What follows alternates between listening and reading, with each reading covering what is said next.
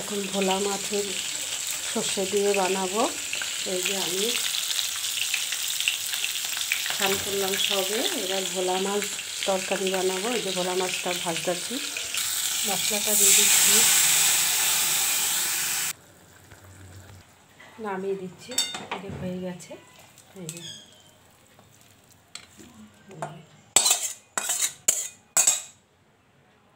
হয়ে গেছে, দেখুন ভোলা মাছের ঝাল। মাছের তেলটা দিয়ে দিচ্ছি। আজকে আমি মাছের তেল বা রান্না বানাবো।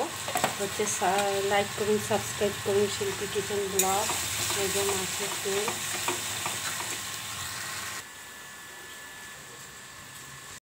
মাছের তেল এটা। এই আমি মাছের তেল বানাবো তরকারি।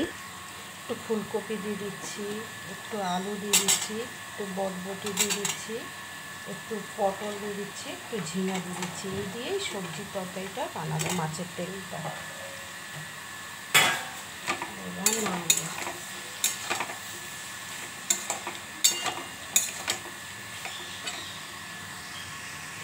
এই দেখুন তরকারিটা হচ্ছে, মাছের তেলের তরকারিটা। মাছের তেলের তরকারি